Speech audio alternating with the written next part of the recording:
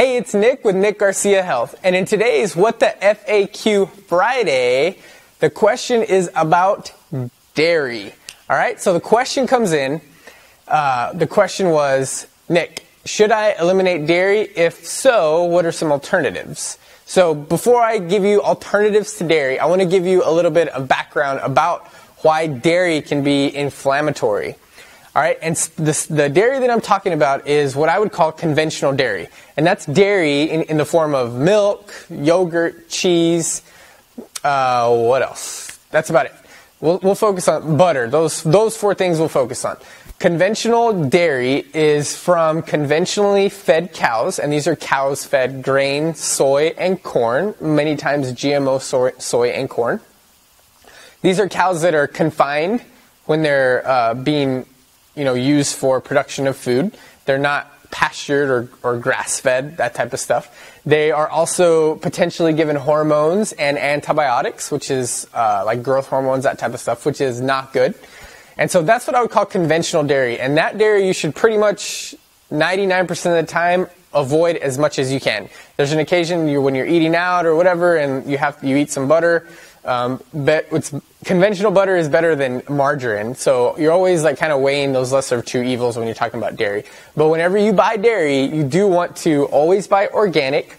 Ideally, you want to go for a grass-fed milk, butter, yogurt as well.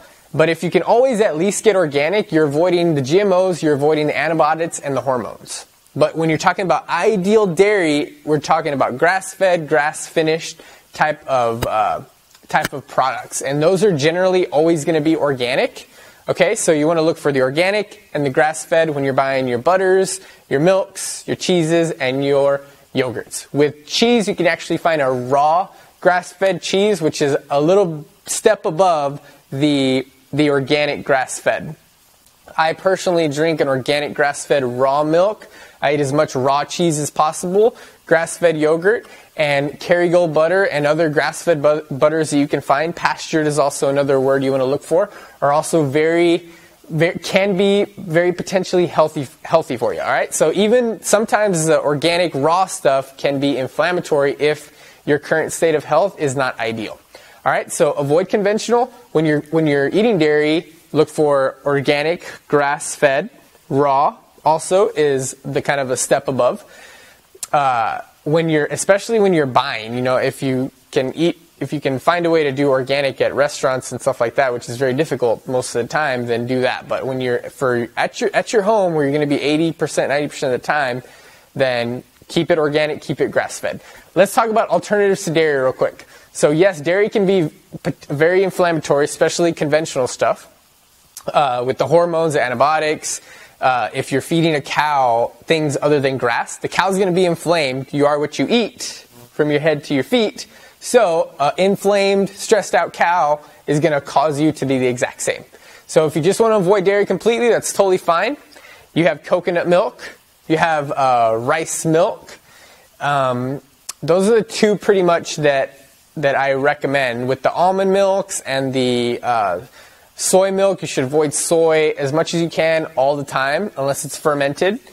Almond milk, there's some potentially phytates, other inflammatory digestive inhibitors, and carrageenan, which is very bad for your liver, that can be a problem.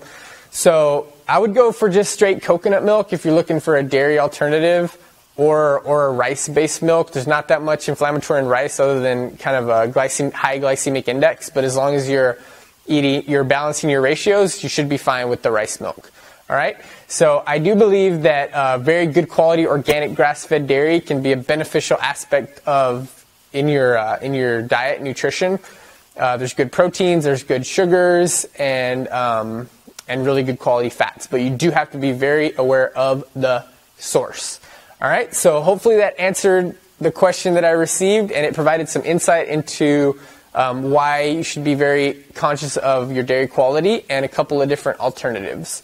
All right, so send in your questions. If you have any, you can just comment below, and I will potentially add that to a What the FAQ Friday. If you want help figuring anything else out nutritionally, I also have a link at the bottom so you can sign up for a free nutritional strategy session where I'll help you identify the stressors that are preventing you from creating health and weight loss. I'll see you soon.